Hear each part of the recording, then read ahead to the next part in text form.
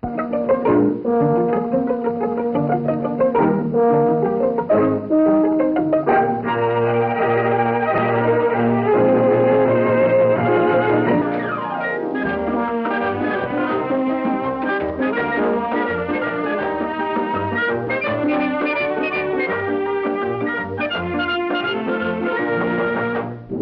Loretta Young Show.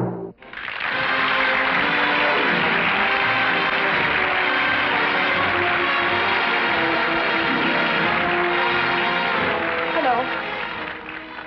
We have learned through philosophers that the good things and the bad things come to us in life through our own choice, in one way or another. Let's jump ahead a few weeks to New Year's Eve.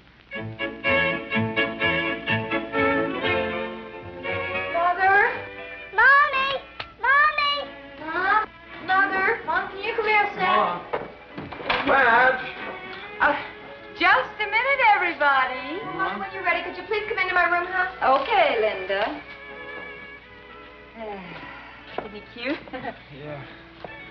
Mom, look, Mom, where's the rest of my bicycle pump? Oh, look on the workbench in the basement. But I already did. Well, look again, Bill, at the back. It's that little needle thingamajig you're looking for. That's it. Where'd you find it? All around. I gotta talk to you. Are you ready to go? Serious? Yeah, mine is. Well, then I have time to talk, David. But in just a minute, huh? Madge! Yes, dear, coming. Right then.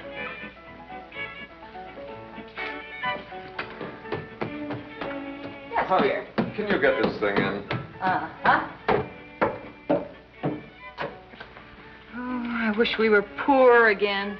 Fine thing. No, I do. I mean it. If you were the vice president, we could stay home with the children.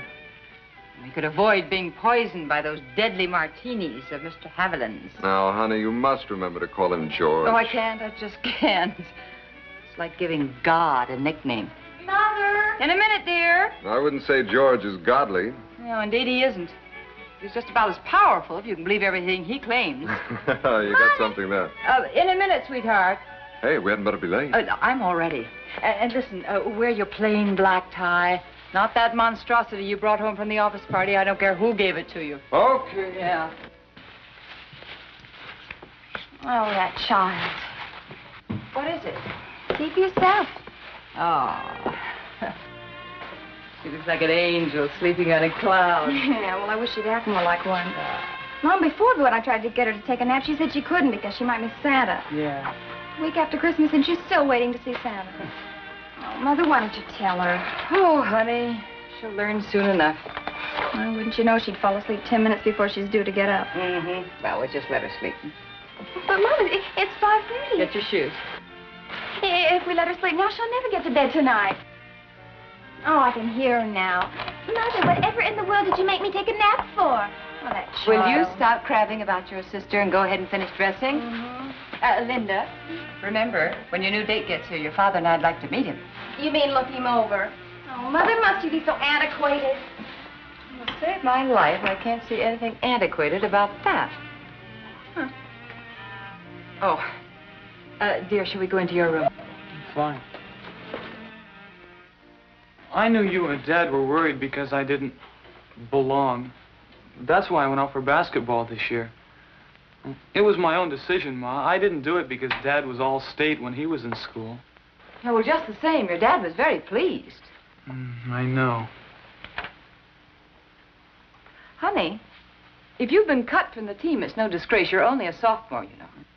I haven't been cut, Ma. The coach wants me to play on the A squad. Well, that's wonderful. Well, then what's wrong? I hate basketball. You what? Oh, I know it sounds crazy. Any other kid would want to make the A squad, only I think basketball's dumb. Well, maybe it wasn't in Dad's day. I guess then if you were short but a real good shot, you had a chance. Now it's just who's the tallest goon. That's the only reason the coach wants me, Ma. I'm the tallest goon. Oh, now, honey. Another thing. I thought athletics was supposed to teach you sportsmanship. That's a lot of bunk, Ma. The big thing in basketball is to be rough on the backboards. Come down with your elbows flying. Gouge the other guy in the eye a couple of times and he'll respect you. Get that old killer instinct, the coach tells me. I was going ahead and played just to make Dad happy. Only now there's something I really want to do. But what is it? Well, there's this Norman Prescott, and he's a brain and a real good guy. And he's editor of the school paper. Well, I wrote a story in journalism class, and Norm read it and thought it was real good. So he wants me to work on the paper. And I really like journalism, Ma. I'd like to be a reporter. Well, then go ahead and do it.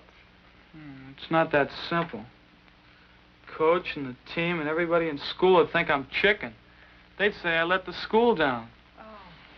Boy, I'm not popular now, but if I did that, nobody'd speak to me. Don't you see, Ma? Well, would you be letting the school down? Well, no, there's this other guy. He's only 2 inches shorter than me. He wants to make the A squad something awful, and he's got that killer instinct. If the coach would only give him a chance, he'd be twice as good as me. But do you have to decide right away? Yeah. Oh. We start practice again right after vacation. I ought to phone the coach tonight. Well, it is a difficult decision to make, but it must be yours, David. Personally, I don't think you'd beat chicken. I think it'd take a great deal of courage to do what you want to do. Look, why don't you talk it over with Dad? Oh, I know what he'd think. Oh, come on now. Give him credit for being fair. No, not when it comes to basketball, Ma. He's been talking about watching me play since I was in the 5th grade. Well, you remember he used to measure me every month. He was so scared I wouldn't be tall. He'll think I'm chicken, too. Oh, he won't say it. He'll just think it. Well, perhaps I should talk to him first, sort of prepare the way. Huh? No, I'm no baby, Ma. I'll phone the coach, and then I'll tell Dad. Are you sure you can take the consequences? You know how you worry about things. Yeah, but I gotta get over that.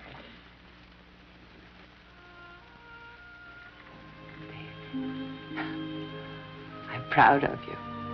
Heck, you're prejudiced. Well, yes, maybe I am, but if you know inside that you've done the right thing, it won't matter what anyone else thinks. Madge, come on, we'll be late. I've got to go. Your father will be absolutely furious if we're late. David, I'm leaving you in charge, dear. Now, Patty's in bed taking her nap, and Bill's in the basement. Mother, are you leaving now? Oh, yes, we are, honey. Well, my date's not here yet. Oh, I'm so sorry. We just can't keep the Havilands waiting, you know. Well, Mom, you can meet him when he brings me home. Yeah. Honey, we're supposed to be home for dinner, but you know how Mr. Haviland is. And if he insists that we stay there for dinner, then there's a casserole all ready to be put into the oven, okay? Yeah, okay. Mom, have a good time. Yes, I will, sweetheart. Ma, can't you tell Mr. Haviland you want to come home for dinner? Well... It's New Year's Eve. I mean, even if Linda is going out, well, couldn't the rest of us be together? You know, like always. I know just what you mean, David. We'll try to get back. But if we can't, remember now, put the oven up to 400 degrees before you put that casserole in. Goodbye, sweetheart. Bye, Mom. Bye, I was about to dispatch a small cavalry troop. I'm sorry. I had to give David babysitting instructions. I'm so good about it. I hate imposing on him, though. You know, he has things on his mind. That kid, he'll have ulcers before he's 20. Yes, but he's no ordinary boy, you know.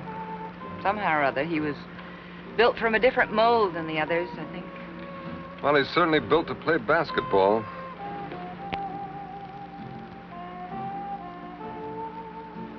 Did I say something wrong? No?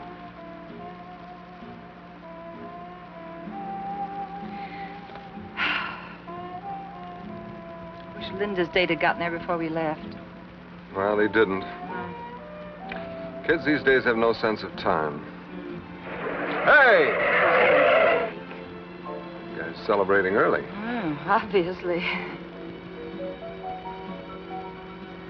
Just for a change, could there possibly be anyone else there tonight besides the big brass of the Haviland firm? Fat chance.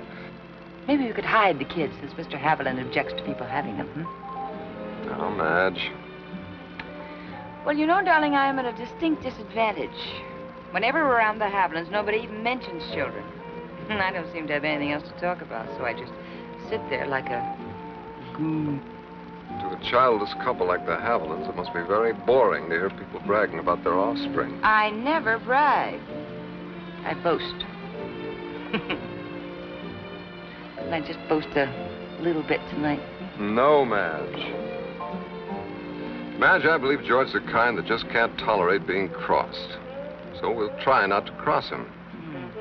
Remember all the wonderful things he's made possible for us, honey. Like a new home, college for the kids. Oh, I'll remember, and I'll behave. Look at me, I'm even wearing the uniform, It's awful special on you, honey. Curt.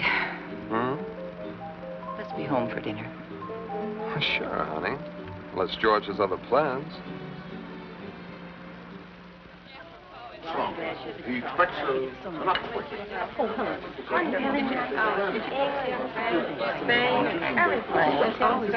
Oh, all this talk is such nonsense. Who cares? Wonder what George is talking about. Business, of course.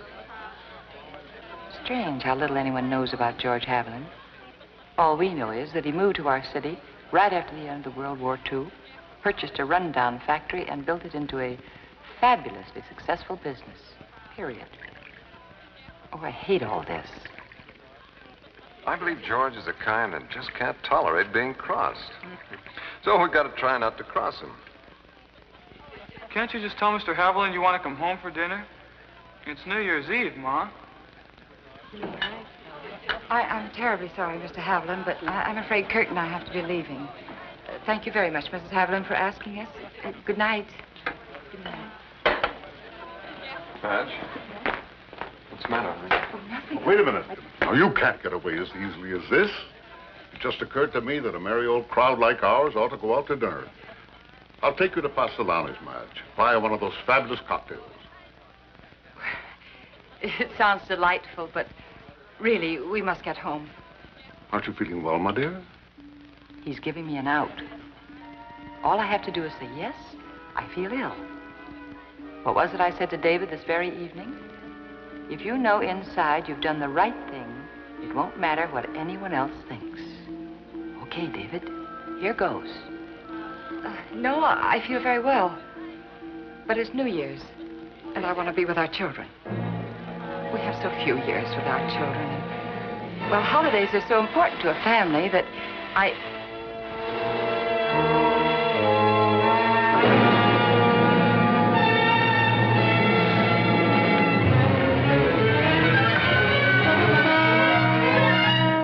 I'll get your wrap, my dear. Don't let this throw you, Curt. You're a good engineer. This isn't the only company in the world, you know.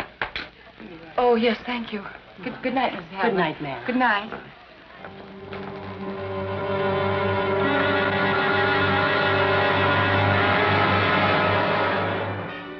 You didn't say anything that would upset a normal person.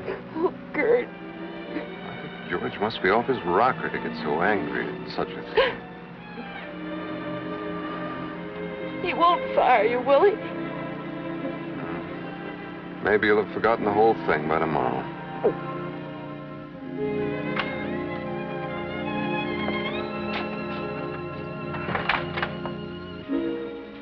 Curt. What? What's that?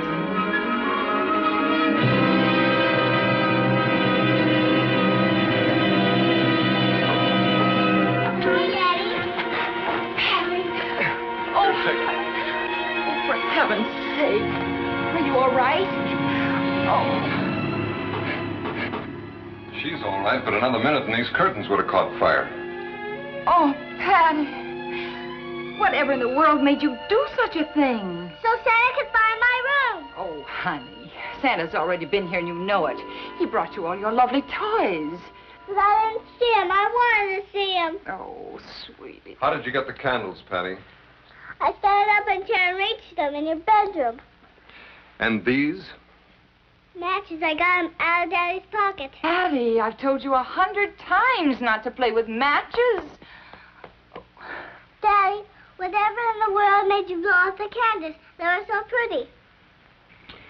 All right, Madge, I'll handle this.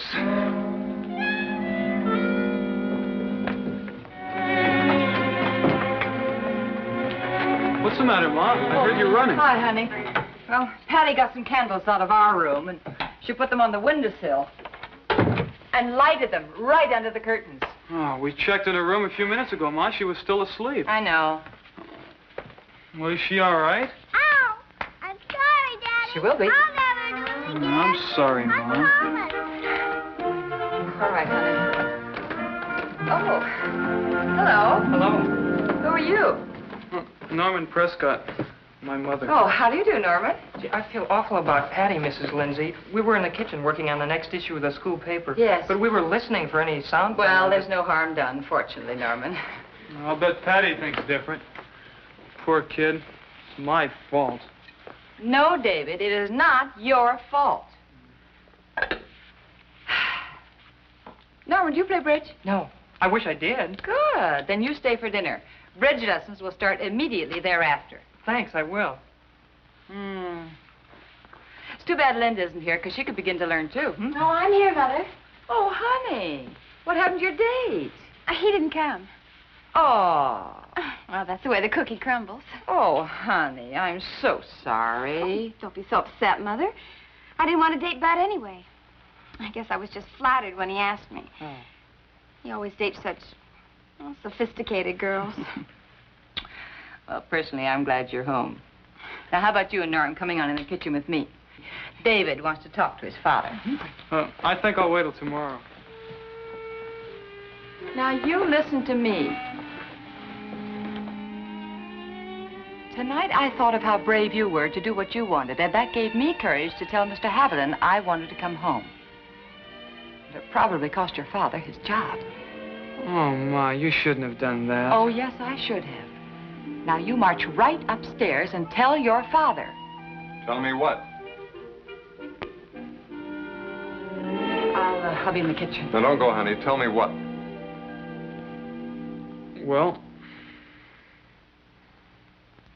I quit the team. This is quite a surprise. I want to work on the school paper, Dad. Well, I want to be a reporter, and I wouldn't have time to do both.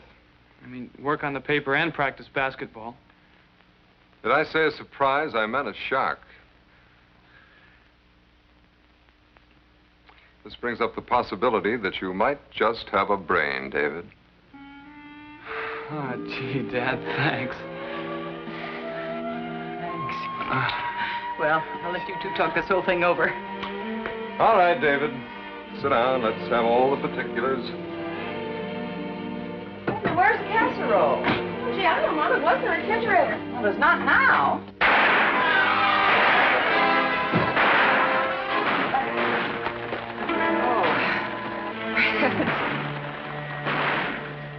Bill, you ate our entire dinner. That bitty bit when we were hungry.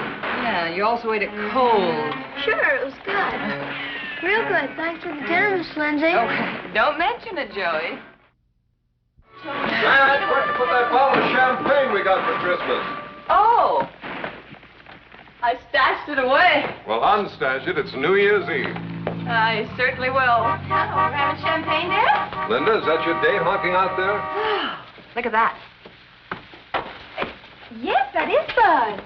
If you want me to go out and tell him you're not going to go? Oh, no, Norm. No, it's the rule of the house that the dates have to come to the door. Okay. Gee, Dad, I think he's been drinking. What? Huh. Here. Curt, he's right. He has been drinking. You go right out there and tell him to leave. Oh, no, Dad. I'll tell him. Linda, wait a minute. Curt. No, let her handle it. Fine, but I don't intend for that boy to get behind the wheel of that car till he sobers up. All right, dear.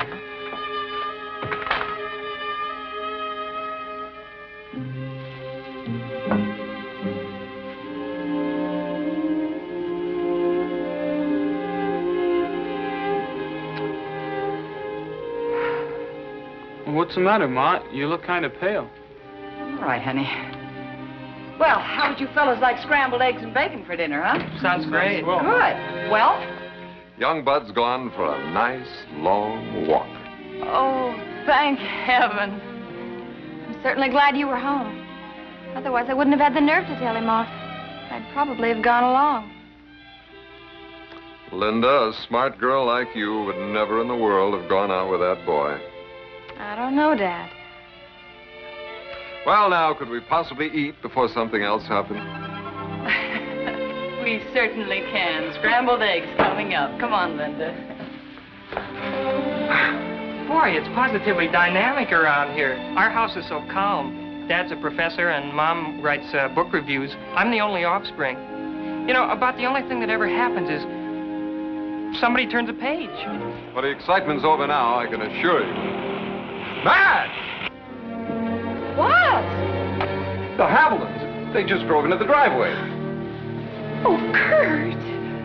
He wouldn't come here to fire you, would he? Look, I better take a rain check on that bridge lesson. Goodbye, everybody. Yes, goodbye, Norman.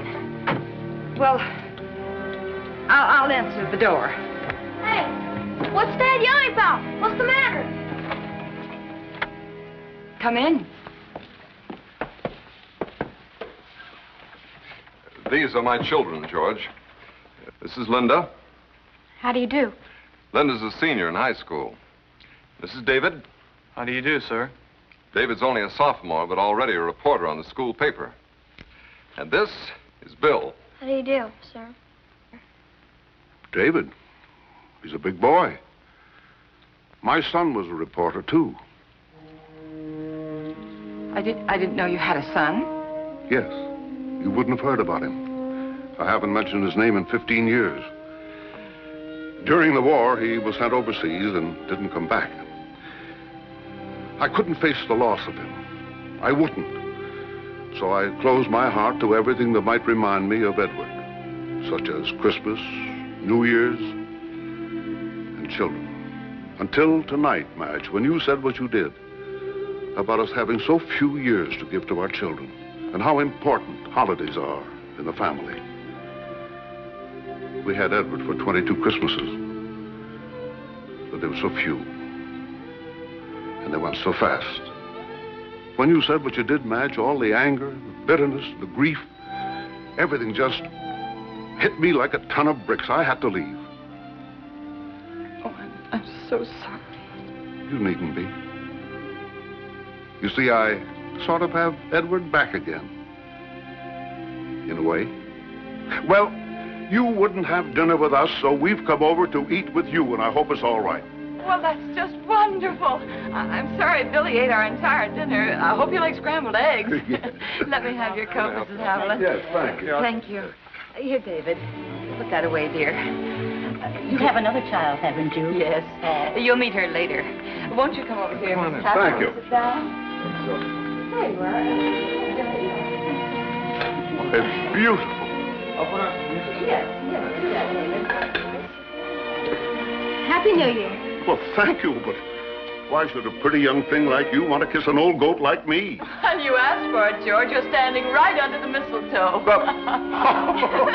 What do you know? May I? Thank you. Mommy! Mommy! Here. I heard him. He's here. I heard that old fellow laughing. I told you he would come so I could see him. Darling, so you did. Whatever in the world did you do with your whiskers? Oh, Dad!